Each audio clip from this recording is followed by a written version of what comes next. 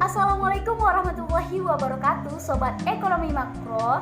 Kembali lagi dengan saya Megi Hedenura dengan nomor NIM 190599174. Nah, pada kesempatan kali ini saya akan membahas mengenai permasalahan ekonomi makro, yakni tingkat pengangguran yang terjadi di Indonesia di kala pandemi COVID-19 ini.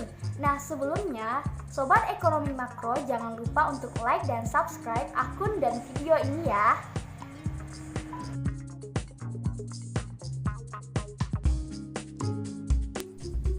Krisis ekonomi yang disebabkan dari adanya pandemi COVID-19 ini diprediksi menyebabkan pertumbuhan ekonomi global mengalami resesi. Data dari Dana Moneter Internasional memperkirakan pertumbuhan ekonomi global diprediksikan tumbuh sebesar -3% di tahun ini. Perlambatan ekonomi tersebut diperkirakan menyebabkan angka pengangguran meningkat. Hampir seluruh negara di Asia dibayangi kenaikan angka pengangguran. Angka pengangguran tertinggi pada tahun 2020 terjadi di Selandia Baru sebesar 9,2%, sementara di Indonesia sendiri diproyeksikan pengangguran mencapai 7,5%. Hingga 11 April 2020 lalu, Kementerian Ketenagakerjaan mencatat jumlah pekerja yang terkena PHK sebanyak 160.067 orang dari 24.225 perusahaan, sedangkan yang dirumahkan sebanyak 1.080.765 pekerja dari 27.340 perusahaan. Nah, Sobat Ekonomi Makro, kali ini kita masuk kepada sesi hasil wawancara di mana sebelumnya saya telah melakukan wawancara kepada masing-masing narasumber kita, yakni dari pihak mahasiswa sendiri, baik itu berupa chattingan maupun berupa video. Warahmatullahi wabarakatuh. Perkenalkan, nama saya Akbar Naldi. Saya adalah mahasiswa jurusan Hubungan Internasional Fakultas Ilmu Sosial dan Ilmu Politik Universitas Indonesia. Mengamati wabah corona yang sedang menimpa dunia pada saat ini, kita mampu melihat tentang betapa wabah ini telah menimbulkan dampak yang begitu signifikan bagi kehidupan manusia. Di sisi ekonomi, ternyata ini juga telah menimbulkan dampak.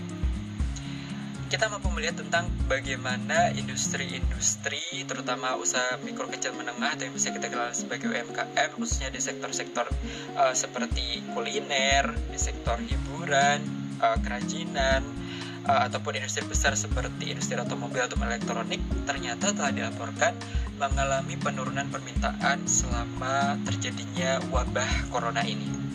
Hal tersebut ternyata berdampak langsung bagi keberlangsungan kerja bagi para pekerja di industri-industri di sektor-sektor tersebut. Pemerintah Indonesia per 20 April 2020 lalu telah melaporkan bahwa terdapat lebih dari 2 juta pekerja kita yang mengalami pemutusan hubungan kerja.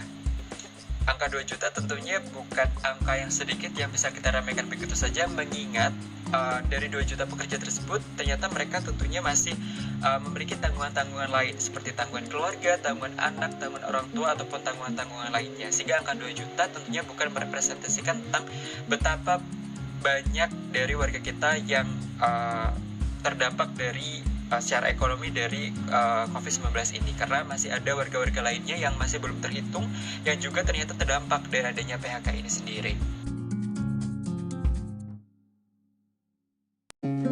Solusi agar dampak dari COVID-19 ini dapat segera kita tangani sehingga tidak semakin memburuk. Setelah selesainya ataupun setelah menurunnya wabah dari COVID-19 ini, akan sangat mungkin terdapat negara di luar sana yang kemudian mengalami depresi ekonomi berat.